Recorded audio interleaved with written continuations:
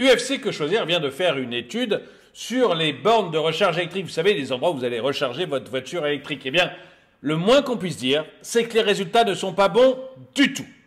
Bonjour et bienvenue sur cette nouvelle vidéo de DME en direct. Comme toujours, si vous n'êtes pas abonné, eh bien, je vous suggère de le faire et de cliquer sur la cloche pour être prévenu lorsque je sors une nouvelle vidéo. Et puis, vous pouvez aussi aider la chaîne en achetant quelque chose sur la toute nouvelle boutique de la chaîne. Donc, vous avez l'onglet boutique sur la chaîne YouTube.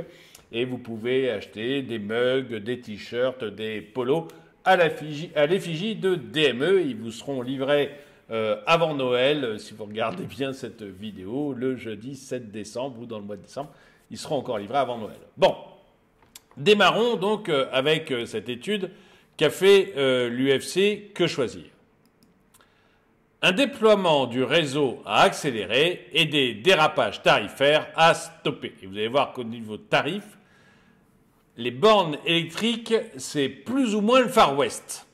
L'UFC Que Choisir rend aujourd'hui public une étude pointant les failles du déploiement du réseau de bornes de recharge et l'opacité du système de tarification caractérisé par des prix d'électricité excessivement variables, voire prohibitifs. Ça, je vous le réserve pour la fin. Effectivement, quand on dit prohibitif, oui, il y a des bornes où vous allez regretter votre vieille voiture essence, quoi. Vous allez voir ça, c'est impressionnant. Mais pas toutes les bornes. C'est ça qui est terrible, c'est qu'en fait, ça dépend vraiment de la borne à laquelle vous vous chargez. Donc, vous ne pouvez pas le savoir avant. Enfin, c'est la fête. C'est la fête complète. En conséquence, l'UFC Que Choisir formule une série de propositions concrètes visant à garantir une tarification juste et transparente. Et là, vous voyez, moi, juste, je m'en fiche un peu, c'est pas mon problème. Vous savez que moi, le mot juste, je l'aime pas. J'aime pas le mot juste parce que je sais pas ce qui est juste. Voilà, je sais.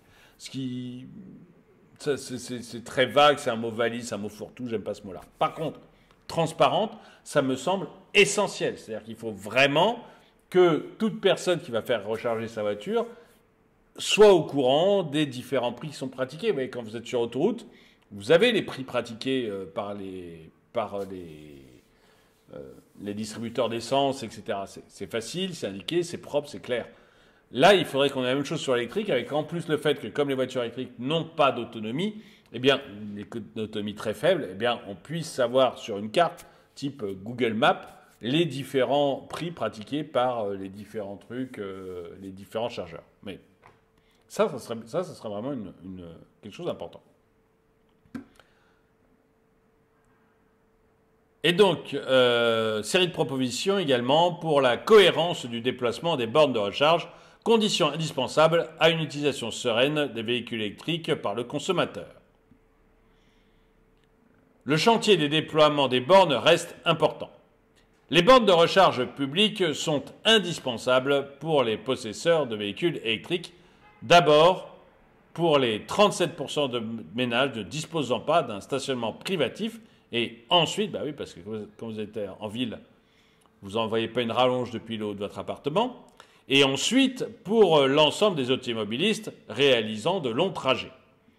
Pourtant, l'analyse de l'UFC Que Choisir montre le décalage entre la promotion gouvernementale des véhicules électriques et la lenteur du déploiement du réseau de bornes. Et encore, en France, on a une chance, c'est que quand les bornes sont là, elles sont raccordées. En Espagne, vous avez des bornes partout, mais elles ne sont pas raccordées à l'électricité. La borne est là, mais vous ne pouvez pas vous charger. C'est le bonheur. L'Espagne, c'est la fête. Nous, au moins, on n'a pas beaucoup de bornes, mais a priori, elles sont toutes raccordées, ce qui est déjà pas mal.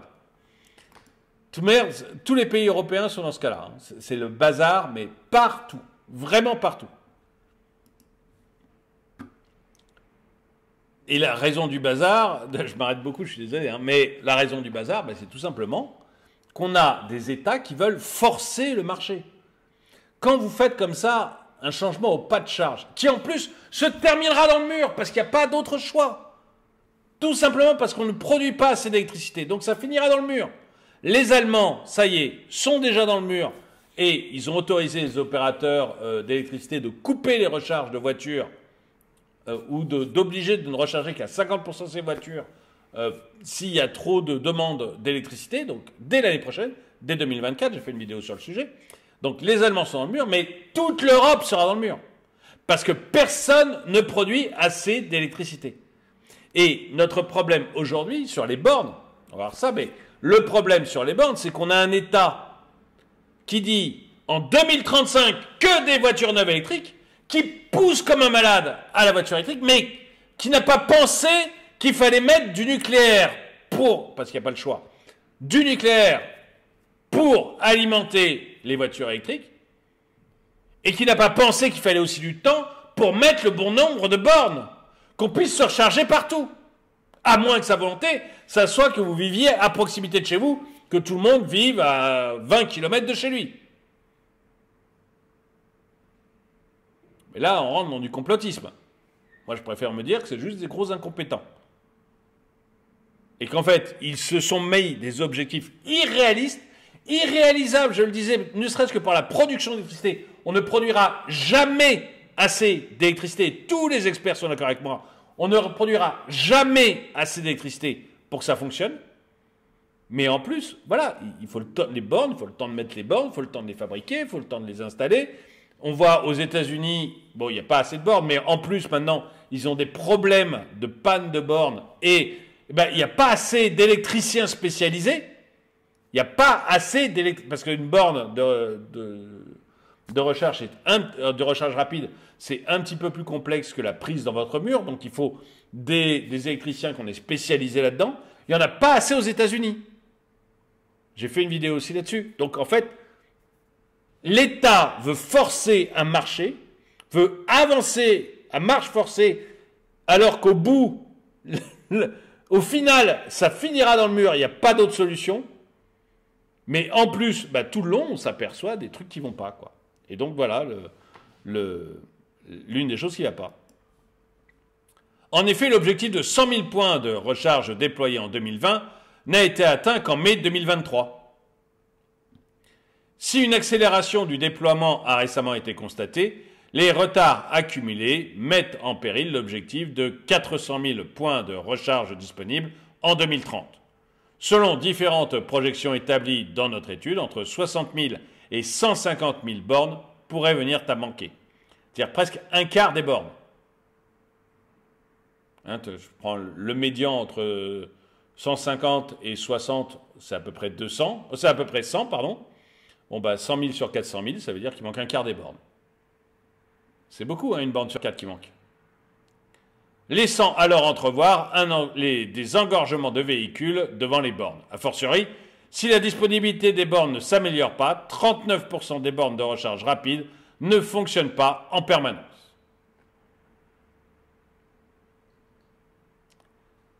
On va vitesse grand V dans le mur avec cette folie de la voiture électrique. Il n'y a pas d'autre issue que le mur. Parce qu'encore une fois, on ne fabrique pas assez d'électricité. Votre grille-pain a beau être le meilleur grille-pain du monde, s'il n'y a pas d'électricité dans la prise dans laquelle vous le branchez, il ne fera pas de tartine. On ne fabrique pas assez d'électricité.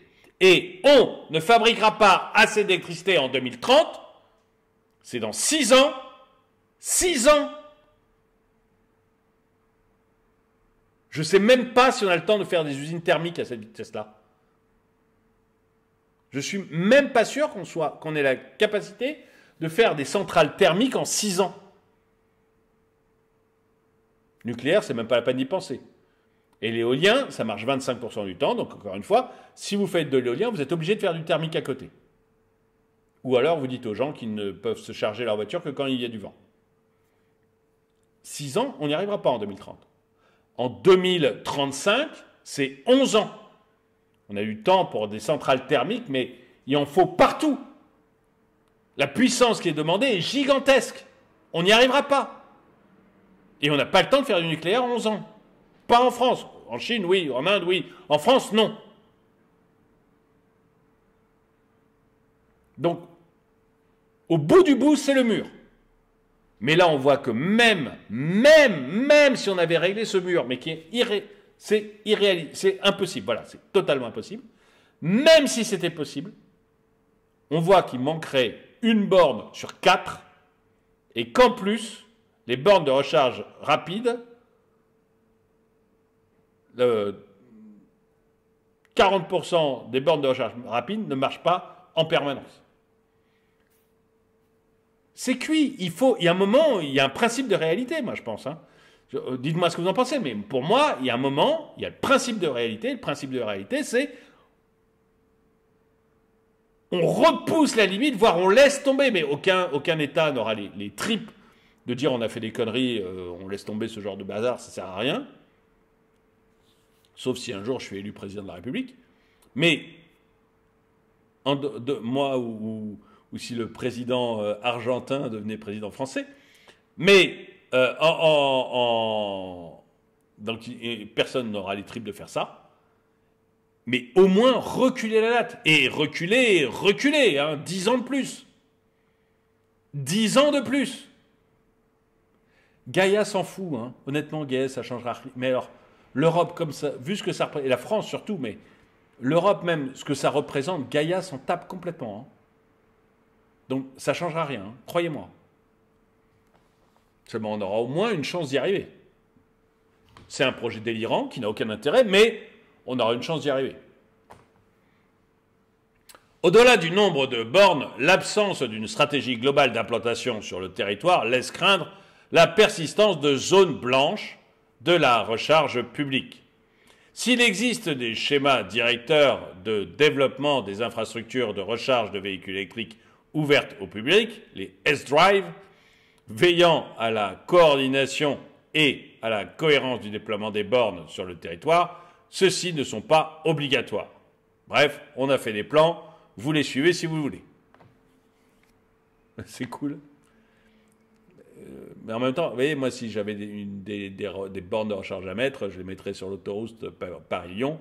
Et puis après, la Creuse, la Lozère et tout, on verrait quand on aura du temps, quoi.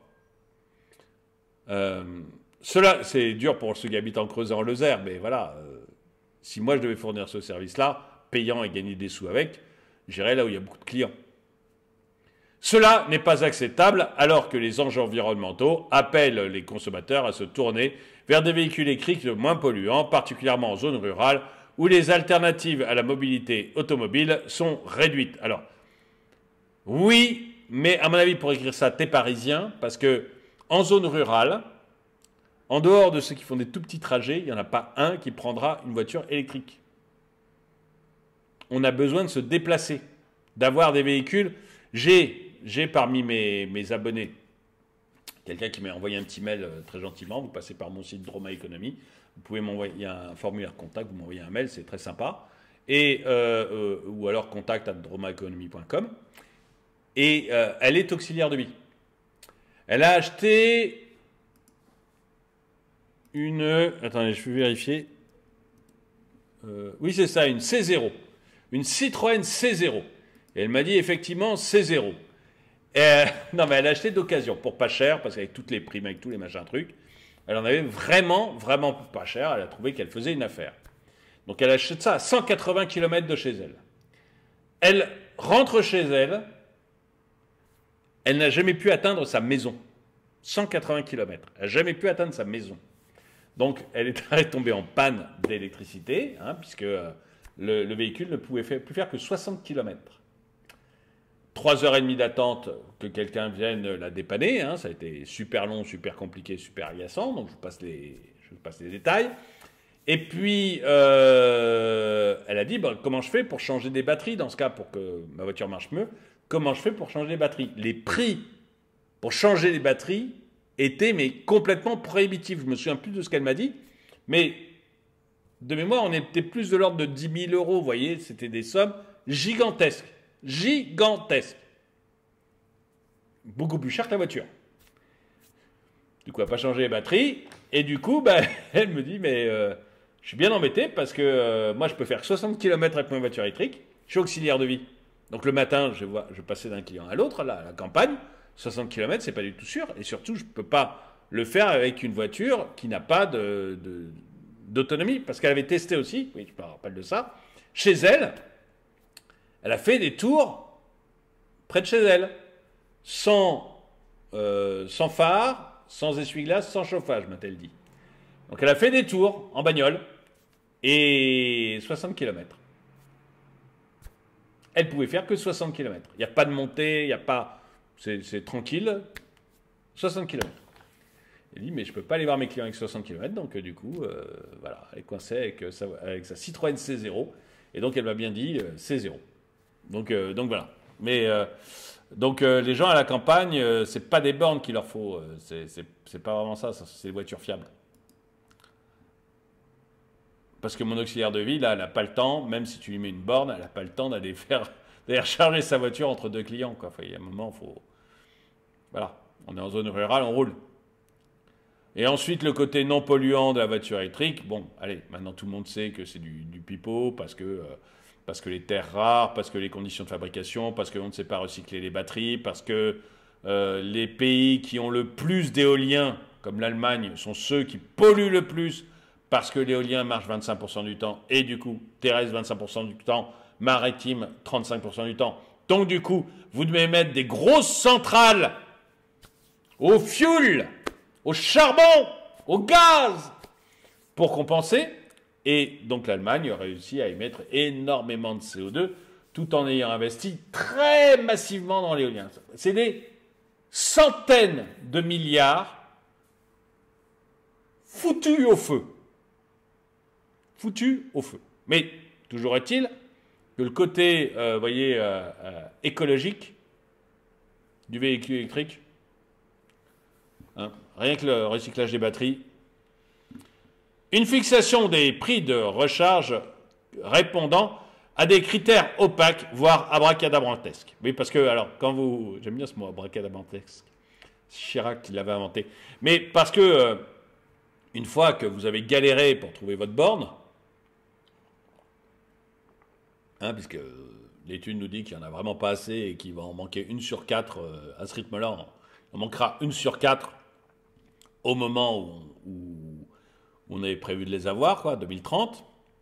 Mais alors, une fois que vous êtes à la borne, le prix, c'est juste n'importe quoi. Vous allez voir, vous voyez, quand vous allez chez Total ou chez Leclerc, et bon, je vais gagner 10 centimes... 5 centimes le litre. Là, c'est pas ça. Là, c'est pas ça. C'est 5 fois plus cher. D'une borne à l'autre. Vous allez voir, on est vraiment dans le délire. Pour charger son véhicule électrique sur une borne accessible au public, le consommateur doit disposer d'une carte de recharge vendue par un opérateur de mobilité et permettre l'accès à l'ensemble des réseaux de bornes l'accès à l'ensemble des réseaux de bornes de recharge. Si l'itinérance est obligatoire, c'est-à-dire qu'un automobiliste peut charger son véhicule sur n'importe quelle borne, quel que soit l'opérateur, la multiplicité des acteurs et l'absence de règles assurant aux consommateurs la possibilité de comparer les prix laissent libre cours à toutes les aberrations tarifaires. Et encore une fois, moi, que les opérateurs d'un à l'autre fassent des prix complètement différents. Je prends un exemple, je suis seul opérateur dans la Creuse. On va reprendre mon exemple de la Creuse. Je suis seul opérateur de la Creuse. Je vais avoir 1 client par jour, 2 clients par jour. Pour que mon investissement soit rentable, je dois faire payer beaucoup plus cher. C'est normal. Pour que mon investissement soit rentable. Sinon, il n'est pas rentable et je n'investis pas. Donc, que les opérateurs soient libres, ou alors je suis un énorme opérateur. Vous voyez, un énorme opérateur, je suis Total, ou je suis un tout petit opérateur. Bon, bah, Total est forcément beaucoup moins cher que moi parce que il a un réseau, parce que il a... Enfin, vous voyez. Bon. Et du coup, que chaque opérateur fixe son prix, c'est normal. Ce qui n'est pas normal, c'est que vous ne puissiez pas, vous, comparer les prix. Le problème, c'est le consommateur. Que le consommateur n'ait pas une vision claire des prix, c'est un véritable problème.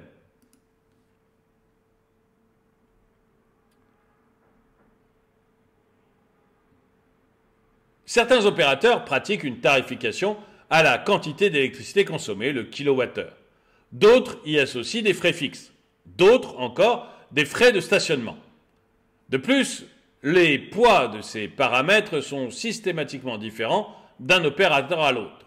Comment un consommateur peut-il savoir si le prix d'une recharge est plus intéressant en s'abonnant à un opérateur qui tarifie 73% au kilowattheure et 27% à la minute, ou à un autre qui tarifie 51% au kilowattheure et 49% à la minute?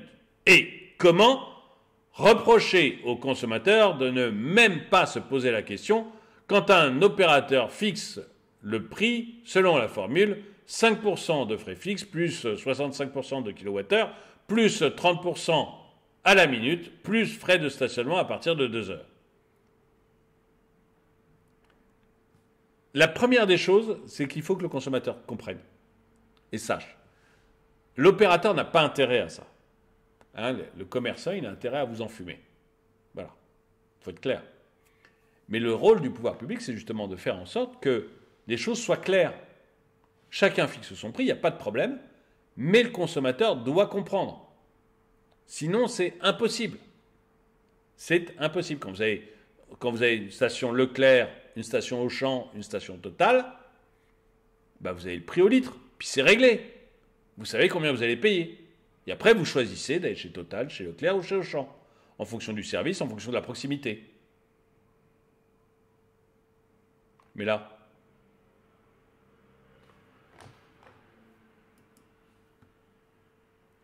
des aberrations à l'appel sur la tarification appliquée aux automobilistes. Pour avoir une idée concrète des impacts de ces formules tarifaires sur les prix effectivement payés par les consommateurs, l'UFC Que Choisir a relevé les tarifs pour la recharge d'un véhicule sur un échantillon de bornes en ville, sur route et sur autoroute. Sur une même borne, les écarts de prix peuvent être substantiels selon la carte de recharge utilisée. C'est ça qui n'est pas normal. Par exemple, en ville, le kilowattheure peut revenir entre 0,24 et 2,25 € selon l'opérateur, soit un écart de 830%. 830%. Ces différences tarifaires marquées entre opérateurs sont constatées sur l'ensemble des bornes analysées et aboutissent à un yo-yo tarifaire pour un plein d'électricité. Ce dernier peut être multiplié par 9. Votre plein peut être multiplié par 9. Par exemple, sur une borne lente à Lyon, la recharge d'une Peugeot E208 coûtera 7,35 €, entre 7,35 € et 68,77 € selon l'opérateur. Je répète, une borne lente à Lyon, sur une borne lente à Lyon, la recharge d'une Peugeot E208 vous coûtera entre 7,35 € et 68,77 € selon l'opérateur. Ce dernier plein étant près de 10 fois plus cher qu'à domicile.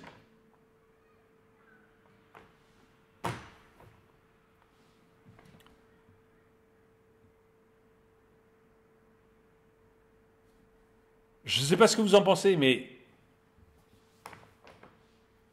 c'est n'importe quoi le véhicule électrique. N'importe quoi. Je suis désolé, mais c'est n'importe quoi. Pourquoi? Parce que derrière, vous avez un État qui pousse comme un malade, alors que rien n'est prêt. Si vous aviez un marché, il évoluerait petit à petit. Et encore, très lentement en ce moment, puisque les véhicules ne fonctionnent pas. Quand je dis qu'ils ne fonctionnent pas, c'est qu'ils sont beaucoup trop chers, ont très peu d'autonomie. C'est tout. Très chers et ont très peu d'autonomie. Donc pour moi, ça ne fonctionne pas. L'État donne de l'argent pour que ce soit un peu moins cher, mais même chose, quand on subventionne un truc, c'est que ça ne marche pas. Donc il donne de l'argent pour que ce soit un peu moins cher. Ça ne règle pas le problème de l'autonomie. Et vous voyez que les prix, 68,77 € le plein d'électricité, je suis désolé, mais à mon avis, le plein d'essence, c'est moins cher sur une 208. Je ne sais pas, j'ai pas de 208, si vous en avez une, mettez-le moi dans les commentaires, mais à mon avis, le plein de diesel sur une 208, c'est moins de 68,77 €. Donc là, ça vous coûte plus cher en électricité qu'en essence. Alors qu'on vous vend la voiture électrique comme beaucoup moins cher à l'usage. Et que c'est pour ça que vous acceptez de payer plus cher à l'achat. Vous faites rouler. Vous faites rouler. Ajoutez à ça qu'il n'y aura pas de borne en quantité suffisante. Vous faites rouler. Parce que l'État pousse comme un malade, sans se soucier du fait. C'est un peu, vous savez, ça me fait penser un peu à l'intendance suivra. L'intendance suivra. Le dernier qui disait ça, c'est Napoléon juste avant la retraite de Russie. L'intendance n'a pas suivi, et ça a été la Bérésina. Pour ceux qui connaissent un peu l'histoire, la Bérésina, la retraite de Russie, c'est pas mal. Mais, voyez, il ne faut pas se laisser faire comme ça. Dites-moi ce que vous en pensez. Est-ce que vous pensez que, non, j'exagère comme toujours, et il y aura suffisamment de bornes d'électricité, et ça va venir, et tout ça, ça va se régler, et 68,77 € pour un plein, c'est pas cher, d'électricité, dites-le moi dans les commentaires. Et puis, écoutez, en tout cas, merci d'avoir regardé cette vidéo, mettez-lui un pouce vers le haut, commentez-la, partagez-la. Merci à ceux qui soutiennent la chaîne et qui font des achats sur la boutique, ça nous aide beaucoup. Et moi, je vous dis à très bientôt.